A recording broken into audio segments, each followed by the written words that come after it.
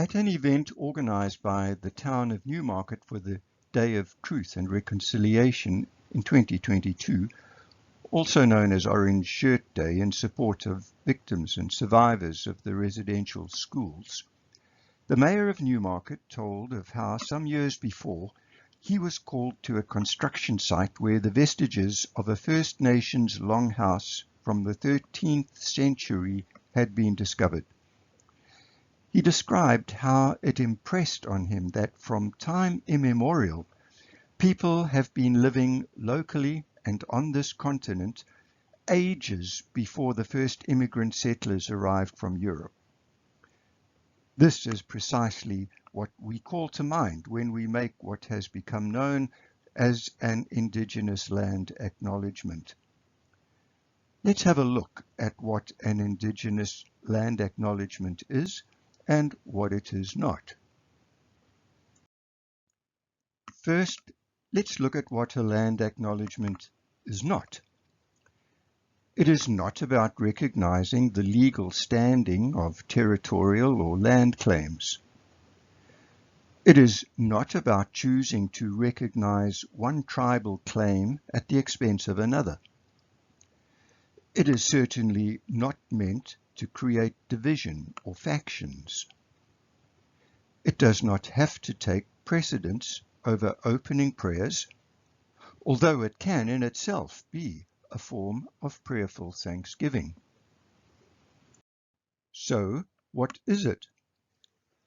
A land acknowledgement is a recognition of a relationship between people and their land, a unique and enduring relationship between Indigenous peoples and their traditional territories.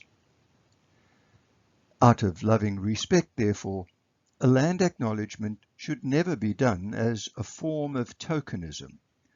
Rather, it flows from our understanding of the significance that such acknowledgement has to all our Indigenous sisters and brothers, as well as our own Vincentian membership, which includes Indigenous confreres. To be truly more than tokenism or a mere formality, our making a land acknowledgement seeks to contain three elements summed up in the words recognition, respect, and reconciliation or peace. Why do we recognize the land? To recognize the land is an expression of gratitude and appreciation to those whose territory you reside on, and a way of honoring the Indigenous people who have been living and working on the land from time immemorial. It is also part of Indigenous protocol to honor the land of those you are visiting or working and living on. It is important to understand the long-standing history that has brought you to reside on the land and to seek to understand your place within that history. By incorporating land acknowledgement in our society, we are contributing to the process of honoring and embracing the spirit of a place. The importance of living with nature is one that Indigenous people have understood for many years, but is one we are now appreciating as part of the changing environmental concerns we all share. Land acknowledgement is also about respect. Respect for the historical and ancestral relationship that Indigenous people have had and continue to have with the land, climate, and all creatures.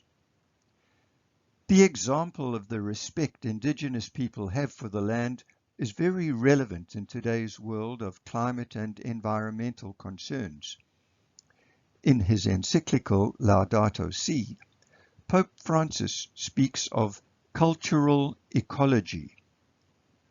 We could learn much from the Indigenous concept of nature and human beings being connected.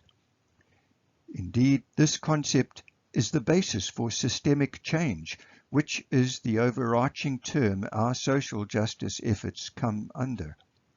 We are connected to one another to nature, to God. Making a land acknowledgement is not an end in itself. It is not a point of arrival, but needs to be seen as a starting point on a joint journey of discovery, seeking peace and reconciliation. A starting point by the Society of St. Vincent de Paul in our efforts to gain a deeper and richer understanding of Indigenous history, culture, and faith traditions. Any land acknowledgement without a sincere effort to take further actions is of little use. The negative effect systemic racism has on Black, Indigenous, and people of colour is well documented in poverty statistics.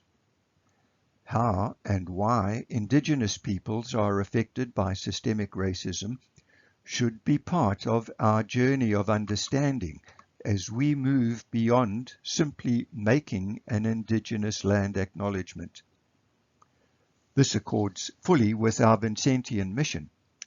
Our society is concerned not only with alleviating need, but also with identifying injustices that cause it.